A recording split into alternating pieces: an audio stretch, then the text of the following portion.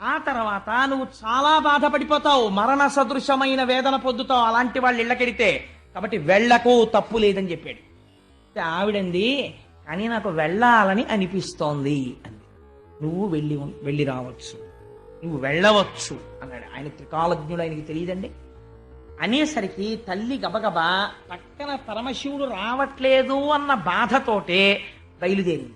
అబ్బో ఏమి వర్ణన చేస్తారో, ఆ కాళ్లకున్నటువంటి గజ్జలు మోగుతుండగా పట్టుపుట్టం కట్టుకుని అమ్మవారు బయలుదేరితే వెంటనే శివుడు సైగ చేశాడు. ప్రమథగణాలందరూ అమ్మవారు ఆడుకుంటూ వెళ్ళడానికి పూలబంతులు, మధ్యలో చూసుకోవడానికి అద్దాలు, పెట్లతో బంగారు ఆభరణాలు, చీనాంబరాలు అన్నీ పట్టుకుని అమ్మవారి వెనకాతల ఎందుకైనా మంచిదని రక్షణగా మణిభద్రుడితో కలిసి ప్రమథగణాలు బయలుదేరాయి. అందరూ కలిసి పుట్టింటికి వచ్చారు. వచ్చేటప్పటికి దక్ష ప్రజాపతి ఎదురుగుండా కూర్చున్నాడు. దక్ష ప్రజాపతి పరివారం అంతా కూర్చున్నారు. ఆ యాగం దేనికోసం చేస్తున్నాడు? శివుణ్ణి అవమానించడానికే చేస్తున్నాడు. వృషభవాహనం దిగి పార్వతీదేవి ఇంట్లోకి వస్తోంది. ఏ తల్లి అనుగ్రహం ఉంటే పసుపు కుంకాలు నిలబడతాయో, ఏ తల్లి అనుగ్రహం ఉంటే ఐశ్వర్యం వస్తుందో, అటువంటి తల్లి నడిచి వస్తోంది తన కూతురై దాక్షాయణి అని పేరు పెట్టుకుని. లేవలేదు, పలకరించలేదు. పలకరించకపోతే పోతనగారు అంటారు, ఆ తల్లి ఇంత కష్టపడి వెడితే అనుదించిన యమ్మగువను జననియు సోదరులు తప్ప సభలోని వారెవ్వరు దక్షుని భయము వలన అనయము పలుకరింపరైరి మహాత్మా. కనీసం ఆ దక్ష ప్రజాపతి యొక్క భార్య, అక్క చెల్లెళ్ళు తప్ప, అన్నదమ్ములు తప్ప దక్షుడు ఏమా వచ్చావా అని కూడా అనలేదు. ఇంత ప్రేమగా చూసే తండ్రి అమ్మ నువ్వు వచ్చావా అమ్మ రా అని అనలేదు. ఇది ఇక్కడ భర్తని నిందించాడు. తను వచ్చింది, అమ్మ వచ్చావా అని కూతురు మీద ప్రేమ చూపించలేదు. చాలా బాధపడింది. ఆ తల్లి వచ్చింది, పిన్నులు వచ్చారు, అన్నదమ్ములు వచ్చారు, పలకరించారు. సభామంటపంలోకి వెళ్ళింది, ఒక్కళ్ళు ఆవిడ్ని పలకరించలేదు. ఎందుకు పలకరించలేదు? దక్షుని భయము వలన ఎవరు పలకరిస్తే ఏం చెప్పిస్తాడో, అవమానించడానికే కదా చేస్తున్నాడు యాగం. అందుకనే దానిలా తీరా వెళ్ళి ఎంతంత పాపం మూట కట్టుకుంటారో చూడండి.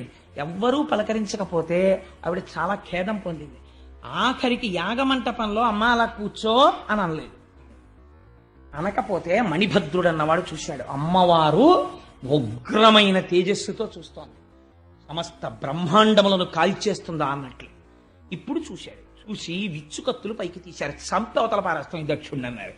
అమ్మవారి కోపం. అమ్మవారు వారించింది, చంపకండి అని పిలిచింది. దక్షుణ్ణి ఇలా రా. వచ్చాడు, నిలబడ్డాడు. ఏమిరా నీ అహంకారం? నీ చిత్తం వచ్చినట్టు కూశావా పరమశివుణ్ణి పట్టుకుని? ఇప్పుడు చెప్తున్నాను నీకొక మాట. పరగచితాస్తి భస్మ నృకపాలధరున్ ఉగ్రపరేత భూచరుండని పిశాచయుక్తుడని శర్వున మంగళగాతలంపరెవ్వరున్ మరి అవ్వాక్పతి ముఖ్యులం మహాత్ము పాద సరోజ రేణువులు సమ్మతి దల్పరె మస్తకంబులన్ అని అడిగింది. నువ్వు మాట మాట్లాడితే ఒక మాట చెప్తున్నావని నాకు తెలిసింది.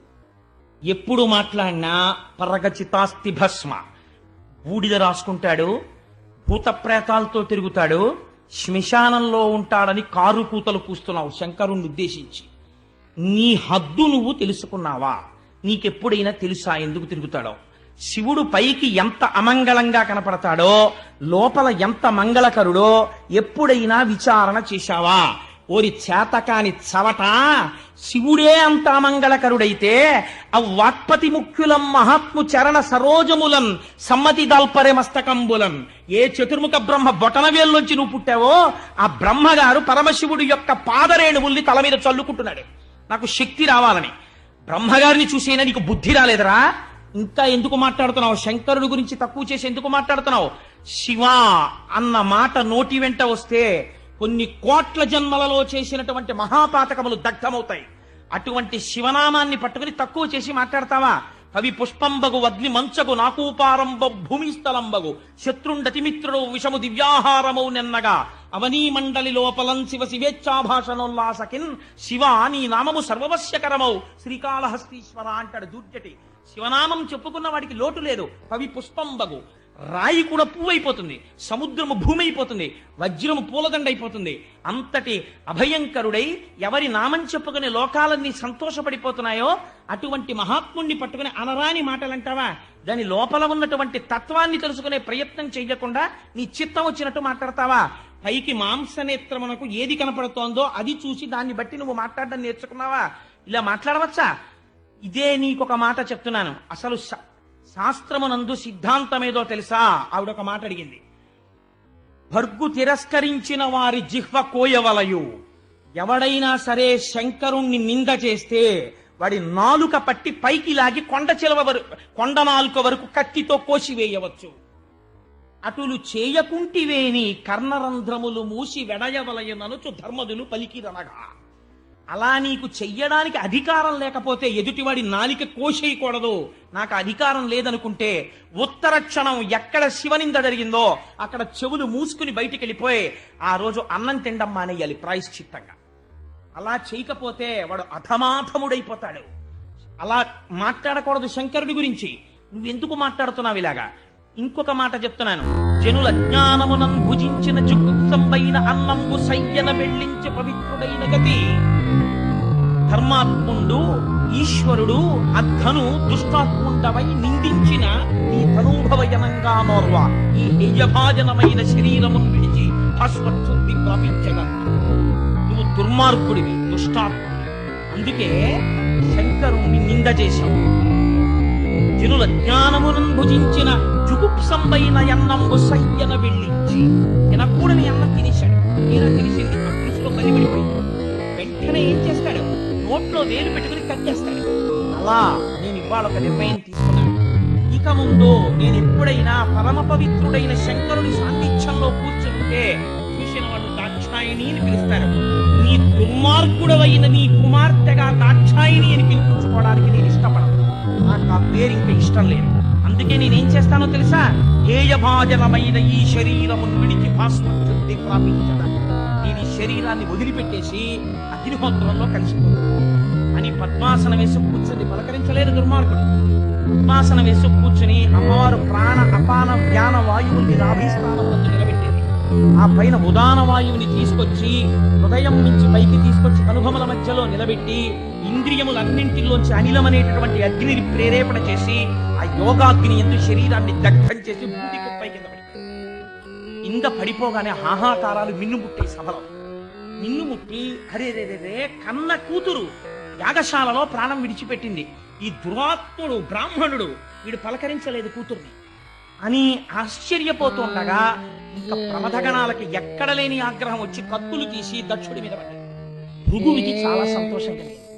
ఎంత కాలానికి రా ఒక మంచి మాట, శంకరుడి భార్య మరణించింది అన్న ఆనందంతో వెంటనే హోమం చేసి అందులోంచి రుభులనబడేటటువంటి దేవతల్ని సృష్టించాడు. సృష్టించి రుద్రగణాలని తరిమి కొట్టించాడు. చాలా మంది పడిపోయారు, చాలా మంది రక్తం కారుతూ కైలాసం వైపుకు పారిపోయారు. ఈ విషయాన్ని నారదుడు వెళ్లి చెప్పాడు శంకరుడికి. ఆయన ప్రశాంతంగా ధ్యానమగ్నుడై కూర్చున్నాడు. కూర్చున్నవాడి దగ్గరికి వెళ్లి చెప్పాడు నారదుడు, యా నీ భార్య విడితే దక్షుడిలా ప్రవర్తించాడు. నీ భార్య శరీరం విడిచిపెట్టేసింది, యోగాగ్నిలో దగ్ధమైపోయింది. ఆ మాట వినేసరికి అర్జునుడుగ్రుడు నీలకంఠుడి దైత్యారాతి దష్టోష్టుడై ఆజ్యద్ధూరి మృగేంద్ర రోషమున భీమ ప్రక్రియం నవ్వుచున్ విద్యుద్వహ్ని శిఖా సముచ్చయ రుచిన్ పెల్గొందు చెంచజ్జటన్ సజ్జ క్రోధముతోడ పుంచి వైచన్ శ్వాచక్రమధ్యంబుల. అంతే, ఎక్కడ లేని కోపం వచ్చేసి ఇంత శాంతమూర్తి రుద్రుడైపోయాడు. ఒక్కసారి లేచాడు, పెద్ద వికటాట్టహాసం ఒకటి చేశాడు.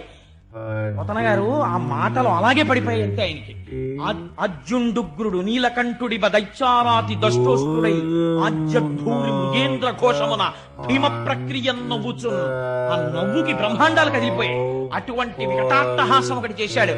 భీమ ప్రక్రియ నవ్వుచున్ విద్యుద్వహ్ని శిఖా సముచ్చయ జటన్ చెల్వందు చించె జటన్. ఇరిసిపోతున్న జటన్ ఒక దాన్ని ఊడబెరికాడు.